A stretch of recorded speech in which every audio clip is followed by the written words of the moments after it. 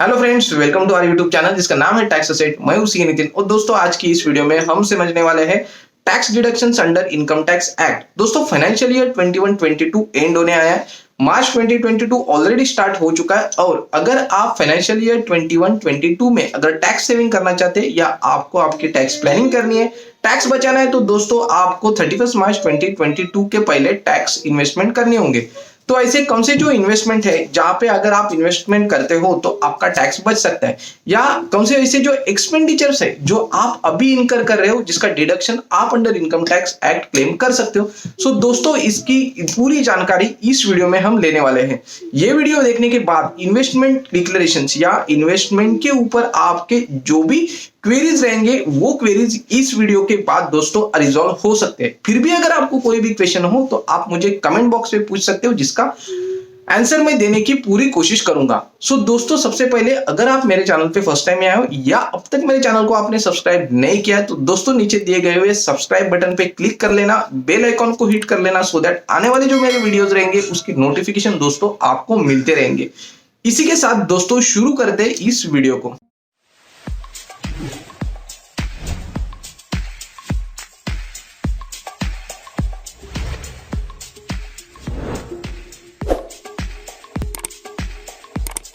दोस्तों सबसे पहले हम देखेंगे टैक्स डिडक्शंस और उसके बाद में हम देखेंगे टैक्स प्लानिंग और टैक्स सेविंग टिप्स।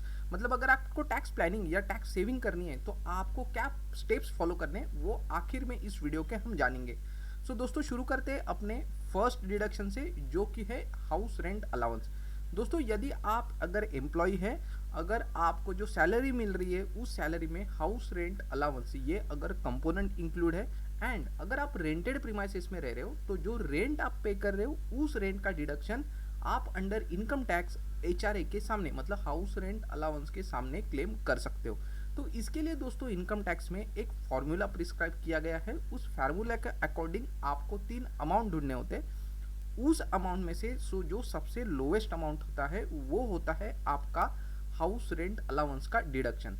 सो दोस्तों एक बात यहाँ पे ध्यान रखिए कि यहाँ पे आपको एचआरए का ये जो फॉर्मूला दिया गया है इससे आपको एज ए एम्प्लॉय कैलकुलेशन करने की ज़रूरत नहीं होती है। आपके जो एम्प्लॉयर है वो एम्प्लॉयर ही इसका कैलकुलेशन करते हैं। दूसरी बात दोस्तों ध्यान रखें कि हाउस रेंट अलाउंस का जो डिडक्शन है वो सिर्फ आपके एम्प्लॉयर ही आपको दे सकते हैं। इसके लिए दोस्तों आपको आपके जो रेंट पेमेंट के जो प्रूफ्स होते हैं, जैसे कि रेंट पेमेंट की रिसीट्स या आपकी रेंट की एग्रीमेंट, आपको आपके एम्प्लॉयर को सबमिट करनी होती है before end of financial year. So दोस्तों ये कौन से 3 अमाउंट है वो जस्ट हम यहाँ पे देख लेते हैं। तो सबसे पहला जो अमाउंट होता है वो होता है actual amount of HRA allowance received. So जो आपको एक्चुअल अमाउंट ऑफ एचआरए जो मिल रहा है वो अमाउंट। सेकेंड होता है rent paid in excess of 10% of your salary. जो आपकी सैलरी है, अभी यहाँ पे आपको सैलरी के लिए आपकी basic salary plus dearness allowance इन दोनों की टोटल लेनी है। Rent paid in excess of 10% of your salary यहाँ पे लेनी है। थर्ड अमाउंट जो है वो है कि अगर आप मुंबई, कलकत्ता, दिल्ली, मद्रास ये मेट्रो सिटीज में अगर आप रह रहे हो तो आपको आपकी 50% ऑफ सैलरी लेनी है। अगर आप अदर सिटीज में रह रहे हो तो आपको आपकी सैलरी की 40% लेनी है। अब ये 3 अमाउंट में से जो लोवेस्ट अमाउंट होगा वो होगा आपका डिडक्शन ऑफ एचआरए। दोस्तों यहाँ पे एक ध्यान रखिए कि अगर आप खुद के ही घर पे रह रहे हो या आप ऐसे किसी के घर पे रह रहे हो जिसको आप रेंट पेमेंट नहीं कर रहे तो आप एचआरए का डिडक्शन क्लेम नहीं कर सकते। बट अगर आप आपके पेरेंट्स के साथ रह रहे हो और उनको आप अगर रेंट पेमेंट कर रहे हो तो उसका डिडक्शन आप एचआरए के सामने, मतलब उसका डिडक्शन आप अंडर इनकम टैक्स क्लेम कर सकते हो। एक दोस्तों हमने जस्ट यहाँ पे एक एग्जाम्पल बनाया जिसके थ्रू हम समझेंगे कि इसका जो कैलकुलेशन है, ये 3 अमाउंट्स जो हमने देखे वो कैसे कैलकुलेट किए जाते हैं। सो दोस्तों यहाँ पे हमने एक एग्जांपल लिया जहाँ पे बेसिक सैलरी है 5 लाख रुपीज, डियरनेस अलाउंस है 50,000 और एचआरए रिसीव्ड है 2,50,000। सो टोटल मिलके ये जो सैलरी है वो है 8 लाख रुपीज और एक्चुअल जो रेंट पेमेंट है वो है 3 लाख रुपीज। तो सबसे पहले यहाँ पे हमने यहाँ पे 2 कॉलम्स किए, एक है मेट्रो सिटीज और दूसरा है अदर्स। तो सबसे पहले जो अमाउंट हमें देखनी होती है एचआरए अलाउंस रिसीव्ड, जो कि है 2,50,000। एक्चुअल एचआरए अलाउंस रिसीव्ड दोनों केस में वो 2,50,000 ही है। सेकेंड है rent paid in excess of 10% of salary.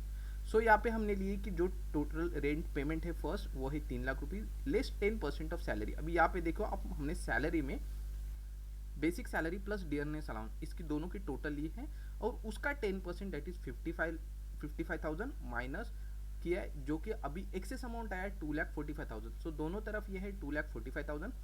Third जो अमाउंट है, amount equal to 50% for metro cities और 40% फॉर अदर सिटीज।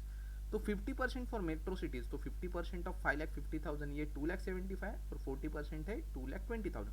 सो अगर आप मेट्रो सिटीज में रह रहे हो तो out of this three amount जो लोएस्ट अमाउंट है जो कि है 2,45,000, ये होगा आपका डिडक्शन। मतलब जो HRA आपको मिला है 2,50,000, इसमें से सिर्फ 5,000 के ऊपर आपको टैक्स भरना होगा, बाकी 2,45,000 के ऊपर आपको टैक्स नहीं भरना है।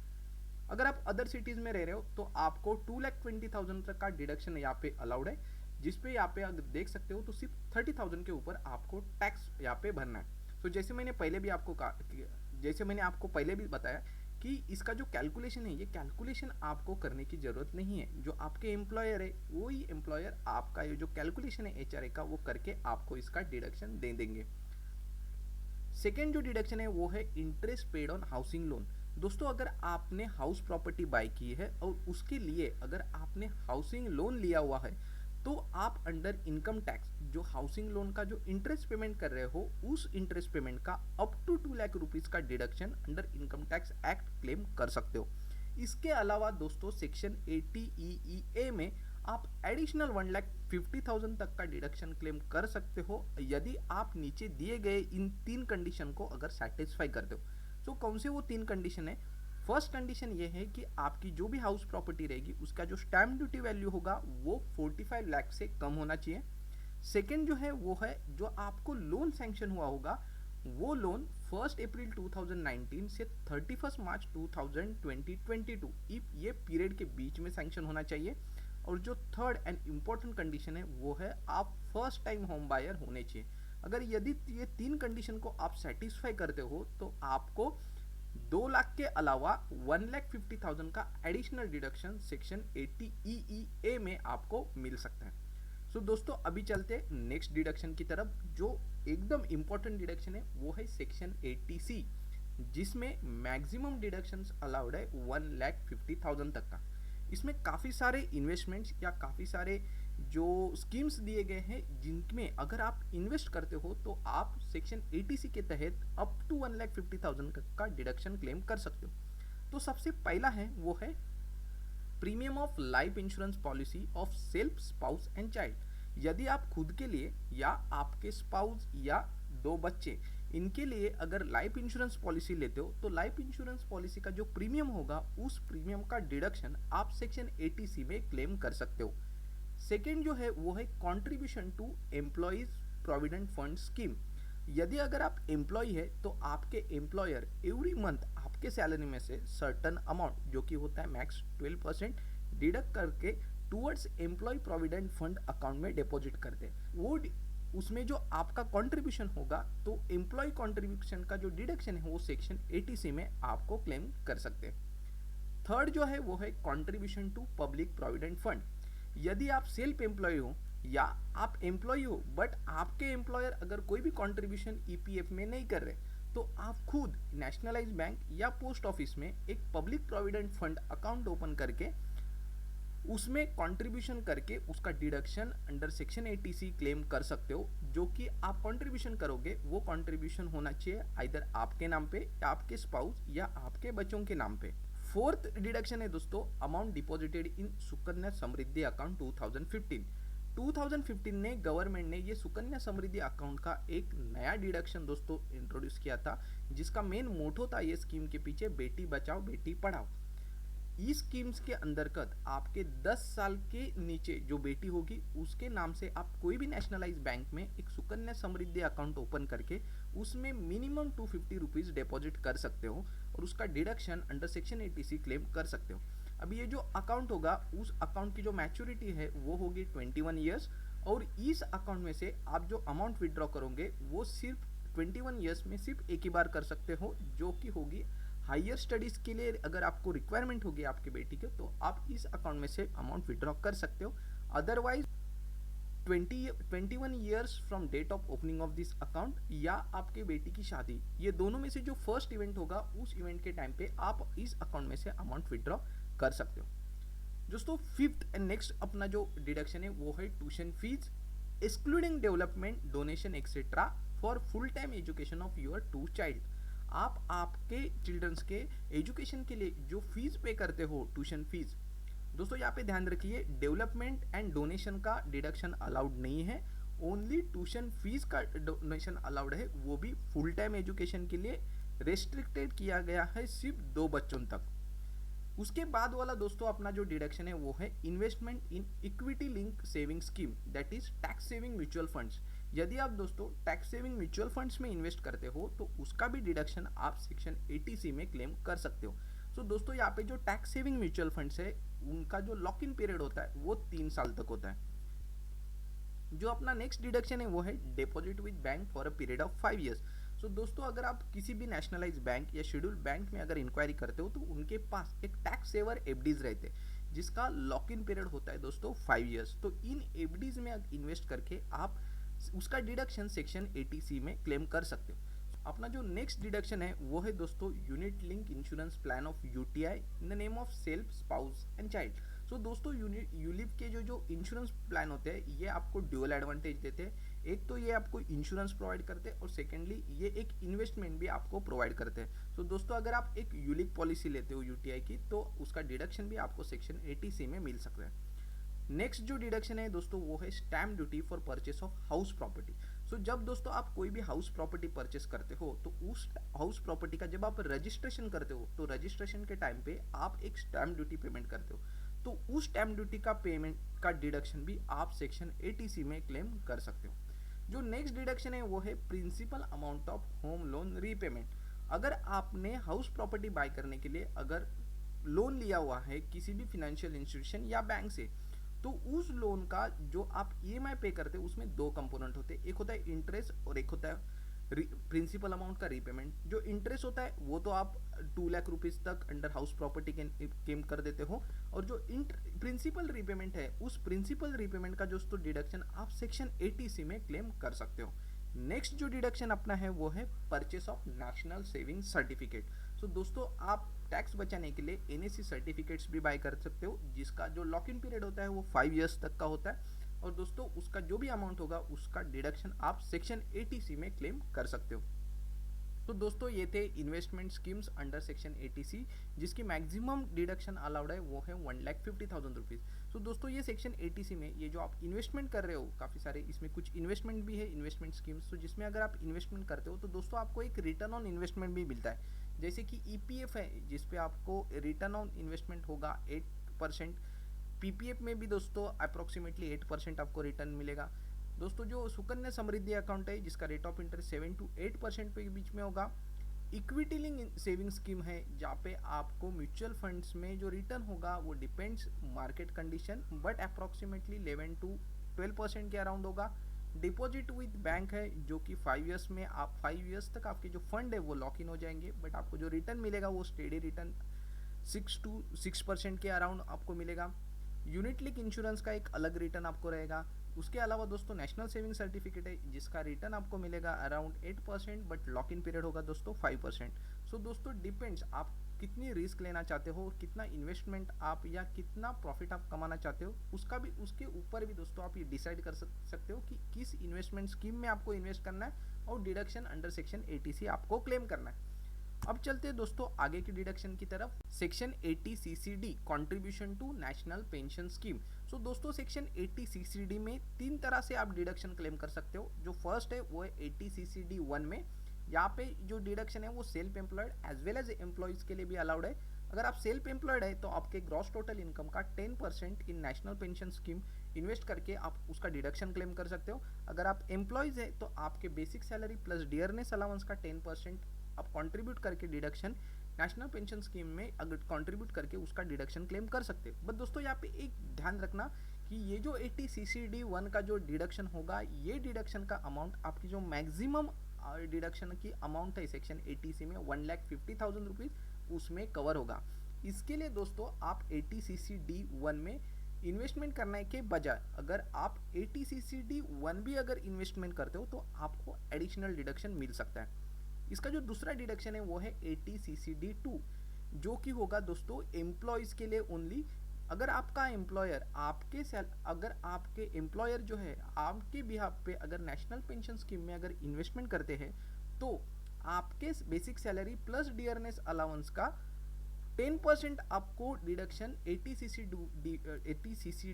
2 में आप क्लेम कर सकते हो, जो कि ओवर एंड अबव 1,50,000 होगा।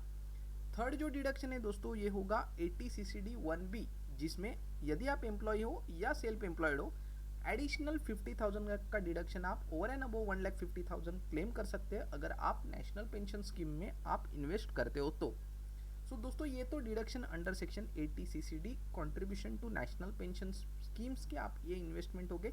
इसके लिए दोस्तों ये डिडक्शन क्लेम करने के लिए दोस्तों आपको एक NPS अकाउंट ओपन करना होता है, जो कि आपको NSDL के वेबसाइट पे इसकी पूरी गाइडेंस आपको मिलेगी। नेक्स्ट अपना जो डिडक्शन है वो section 80D premium for health insurance. यदि आप खुद के लिए, आपके स्पाउस या आपके डिपेंडेंट चिल्ड्रन, इनके लिए अगर हेल्थ इंश्योरेंस पॉलिसी लेते हो तो उसका जो हेल्थ इंश्योरेंस आप प्रीमियम पे करते हो तो हेल्थ इंश्योरेंस का प्रीमियम अप टू 25,000 रुपीज आप सेक्शन 80D में क्लेम कर सकते हैं। अगर आप सीनियर सिटीजन है तो ये डिडक्शन जो होगा वो इंस्टेड ऑफ 25,000 होगा 50,000 रुपीज। अगर आप आपके पेरेंट्स के लिए हेल्थ इंश्योरेंस पॉलिसी लेते हो तो उनके लिए जो आप इंश्योरेंस प्रीमियम जो पे करोगे उसका एडिशनल 25,000 आप सेक्शन 80D में क्लेम कर सकते हैं।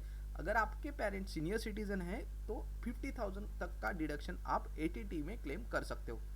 इसके अलावा दोस्तों आप ये ध्यान रखिए, ये काफ़ी लोगों को दोस्तों पता नहीं होता है, अगर आपने आपके पेरेंट्स के लिए कोई भी हेल्थ इंश्योरेंस पॉलिसी नहीं ली है फिर भी उनके हेल्थ के ऊपर अगर ड्यूरिंग द ईयर आप कुछ मेडिकल एक्सपेंडिचर करते हो, जो पेरेंट्स आपके सीनियर सिटीजन है दोस्तों उनके लिए अगर आप मेडिकल एक्सपेंडिचर करते हो तो उस मेडिकल एक्सपेंडिचर का up to 50,000 rupees without having health insurance policy आप सेक्शन 80D में क्लेम कर सकते हो। नेक्स्ट जो दोस्तों डिडक्शन है वो section 80DD expenditure on dependent with disability. अगर आपके डिपेंडेंट दोस्तों डिसेबल है तो depends on the percentage of disability. अगर नॉर्मल डिसेबिलिटी है तो दोस्तों आप 75,000 तक का एक्सपेंडिचर का डिडक्शन आप क्लेम कर सकते हो। अगर सीवियर डिसेबिलिटी है तो 1,25,000 तक का डिडक्शन एक्सपेंडिचर का आप क्लेम कर सकते हो। अभी नॉर्मल डिसेबिलिटी या सीवियर डिसेबिलिटी दोस्तों इसके लिए आपको जो प्रिस्क्राइब मेडिकल अथॉरिटीज़ है उनके पास से सर्टिफिकेट लाना होगा और ये सर्टिफिकेट्स आपको आपके एम्प्लॉयर को सबमिट करना होता है to claim this deduction under section 80DD। दोस्तों जो नेक्स्ट डिडक्शन है वो section 80E interest paid on education loan self spouse and children. अगर आप खुद के एजुकेशन के लिए या स्पाउस या बच्चों के एजुकेशन के लिए अगर आप लोन लेते हो तो लोन का जो इंटरेस्ट आप पेमेंट करोगे उस इंटरेस्ट पेमेंट का अप टू 8 ईयर्स आप सेक्शन 80E में डिडक्शन क्लेम कर सकते हो। उसके बाद वाला जो दोस्तों डिडक्शन है वो सेक्शन 80EEB। अगर आप इलेक्ट्रिक व्हीकल परचेस करते हो तो इलेक्ट्रिक व्हीकल्स को प्रमोट करने के लिए दोस्तों गवर्नमेंट ने अंडर सेक्शन 80EEB जो आप इंटरेस्ट पे करोगे उस इंटरेस्ट पेमेंट का अप टू 1,50,000 रुपीज तक का deduction under income tax allowed किया गया है। नेक्स्ट जो दोस्तों डिडक्शन है वो सेक्शन 80GG। ये एक इंपॉर्टेंट डिडक्शन है दोस्तों। जैसे कि हमने सबसे पहले देखा कि HRA जिनको मिल रहा है, जो एम्प्लॉयज है जिन्हें HRA मिल रहा है और जो रेंटेड प्रीमाइसेस में रह रहे हैं वो उस रेंट का डिडक्शन अगेंस्ट HRA क्लेम कर रहे हैं। बट दोस्तों ऐसे भी एम्प्लॉयज होते हैं जिन्हें HRA अलाउंस नहीं मिलता है बट वो भी रेंटेड प्रीमाइसेस में रहते हैं। दोस्तों इसके अलावा जो सेल्फ एम्प्लॉयड है वो भी रेंटेड प्रीमाइसेस में मिल रहे थे, तो क्या वो अगर रेंट पेमेंट करते हैं तो उस रेंट का डिडक्शन वो अंडर इनकम टैक्स क्लेम नहीं कर सकते? दोस्तों बिल्कुल कर सकते हैं। वो लोग, ऐसे लोग मतलब दोज एम्प्लॉयज जिन्हें HRA नहीं मिल रहा है और सेल्फ एम्प्लॉयड हैं, वो रेंटेड प्रीमाइसेस में रह रहे हैं और रेंट पेमेंट कर रहे हैं, तो उस रेंट का डिडक्शन दोस्तों वो सेक्शन 80GG में क्लेम कर सकते हो। तो उसके लिए दोस्तों अमाउंट फाइंड आउट कैसे करनी है, तो लिस्ट ऑफ द 3 जो यहाँ पे अगर अमाउंट्स दिए गए 1 2 3, जो लिस्ट ऑफ द 3 दोस्तों होगी उनकी डिडक्शन अंडर 80GG। सबसे पहला rent paid in excess of 10% of total income, second होगा दोस्तों 5,000 पर मंथ और थर्ड होगा 25% of total income. In 3 amount में से जो लोवेस्ट अमाउंट होगी वो होगा दोस्तों डिडक्शन अंडर सेक्शन 80GG। ये डिडक्शन दोस्तों क्लेम करने के लिए आपको एक इनकम टैक्स पे फॉर्म 10BA फाइल करना होता है। अब ये फॉर्म 10BA कैसे फाइल करना है दोस्तों, इसका जल्दी ही एक वीडियो हम अपने इस यूट्यूब चैनल पे लेके आएंगे। दोस्तों आप सिर्फ चैनल को सब्सक्राइब करके रखना, आपको उसका नोटिफिकेशन मिल जाएगा। उसके बाद दोस्तों जो डिडक्शन है वो है सेक्शन 80G डोनेशन। अगर आप चैरिटेबल इंस्टीट्यूशंस या प्रिस्क्राइब जो फंड्स है उन्हें अगर आप डोनेशन करते हो तो आप उसका डिडक्शन सेक्शन 80E में डिपेंड्स ऑन उसका जो भी 50% या होगा या 100% आप क्लेम कर सकते हो। अगर दोस्तों यहाँ पे एक ध्यान रखिए, अगर आप कैश में डोनेशंस करते हो तो सिर्फ 2000 तक का ही डिडक्शन आप क्लेम कर सकते हो। तो इसके लिए अगर आप डोनेशन करते हो तो दोस्तों प्रेफर किए कि वो नॉन कैश हो। उसके बाद दोस्तों जो डिडक्शन है वो सेक्शन 80GGC, अगर आप पॉलिटिकल पार्टीज को अगर डोनेशन करते हो तो उसका भी डिडक्शन आप सेक्शन 80GGC में क्लेम कर सकते हो। दोनों भी डोनेशंस में दोस्तों ये ध्यान रखना कि आप वो कैश डोनेशन अवॉइड कीजिए, बिकॉज कैश डोनेशन अगर आप करते हो तो आपको सिर्फ 2000 तक का ही डोनेशन आप क्लेम कर सकते हो। दोस्तों यदि अगर आपको अभी अपने टैक्स सेविंग करनी है, दोस्तों आई एम नॉट सेइंग कि tax planning, because tax planning जो होती है वो दोस्तों साल के पहले की जाती है, because we are almost at the end of the financial year. अगर आपको टैक्स सेविंग करनी है तो दोस्तों सबसे पहले आपको देखनी है कि जो आपकी एग्जिस्टिंग इन्वेस्टमेंट जो हो रही है, कंट्रीब्यूशन टू प्रोविडेंट फंड, अगर आपके पास LIC पॉलिसी है तो LIC के जो आप प्रीमियम पे कर रहे हो, उसके अलावा दोस्तों अगर आपने म्यूचुअल फंड्स बाय किए हुए हैं तो टैक्स सेविंग म्यूचुअल फंड्स, तो उस टैक्स सेविंग म्यूचुअल फंड्स के बारे में। उसके अलावा दोस्तों अगर आप ट्यूशन फीस पे कर रहे हो बच्चों की तो ट्यूशन फीस, दोस्तों इन सब को पहले आप लिख लीजिए। उसके बाद जो बैलेंस अमाउंट बचेगी उसकी आप इन्वेस्टमेंट कर लीजिए, सो दैट क्या होगा कि आपकी जितनी इन्वेस्टमेंट की रिक्वायरमेंट है आप उतनी ही इन्वेस्टमेंट करोगे। समटाइम्स क्या होता है दोस्तों, हमें इन चीज़ों का पता नहीं होता है तो वी आस्क आवर फ्रेंड्स, हम दोस्तों की हेल्प लेते हैं या किसी रिलेटिव्स की हेल्प लेते हैं कि जिन्हें पता नहीं होता है कि हम ऑलरेडी कितनी इन्वेस्टमेंट कर चुके हैं। तो इसके लिए दोस्तों क्या कभी कभी हम ओवर स्पेंड कर लेते हैं, जिस इन्वेस्टमेंट का हमें कभी एडवांटेज नहीं मिल पाता। सो इसके लिए दोस्तों आप इन सारी चीज़ों को स्टडी कर लीजिए और आप आपकी प्रॉपर टैक्स सेविंग कर लीजिए। दोस्तों ये थे deductions under income tax act. और इसके अलावा हमने देखा कि आप जो फिलहाल जो एक्सपेंडिचर कर रहे हो जैसे कि रेंट वगैरह, उसका डिडक्शन आप अंडर इनकम टैक्स एक्ट कैसे क्लेम कर सकते हो। इसके अलावा हमने ये भी देखा कि आपका जो टैक्स प्लानिंग है या आप टैक्स इन्वेस्टमेंट है उसके पहले आपको आपकी टैक्स इन्वेस्टमेंट की रिक्वायरमेंट कैसी कंप्यूट करनी होती है। दोस्तों अगर मेरा वीडियो आपको पसंद आए तो वीडियो को लाइक, चैनल को सब्सक्राइब और बेल आइकन को हिट करना दोस्तों ना भूले। आपके कोई भी क्वेरीज रहेंगे with respect to deductions under income tax act तो दोस्तों आप मुझे कमेंट बॉक्स पे पूछ सकते हो, जिसको रिजॉल्व करने की मैं पूरी कोशिश करूंगा। दोस्तों इसी के साथ मिलते हैं अगले नए वीडियो में। Thank you.